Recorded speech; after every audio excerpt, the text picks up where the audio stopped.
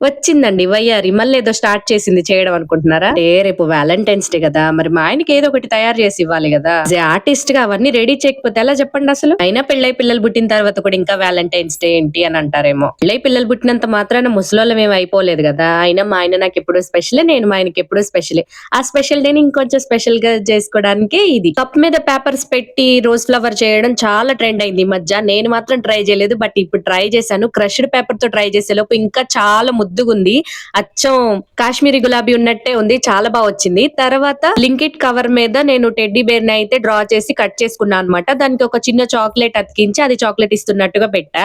తర్వాత ఒక పేపర్ ని ఇలా మడుచుకొని కట్ చేసి ఓపెన్ చేస్తే ఇట్లా ఓపెన్ అయ్యేలాగా చేసుకున్నా. దానికి ఒక చిన్న బొమ్మేసి చుట్టూ లవ్ సింబల్స్ అవి వేసా అనమాట. I love you this much అని పెద్దగా రాసి పెట్టా. తర్వాత నా బొమ్మ ఎందుకో పెడితే మంచిగా అనిపించింది. అందుకే పాస్పోర్ట్ సైజ్ ఫోటో ఒకటి కనిపిస్తే అదైతే కట్ చేసి పెట్టా అనమాట. తర్వాత ఇంకా ఫుల్ ఆఫ్ కిసెస్ అని చెప్పి లిప్స్టిక్ తో అట్లా అట్లా ముద్రలేసేసి మొత్తం పెట్టేసా అనమాట. చిన్న చిన్న లవ్ సింబల్స్ లా కట్ చేసి. తర్వాత వీటి కోసం ఒక చిన్న ఎన్వలప్ అయితే రెడీ చేసి పెట్టా అనమాట.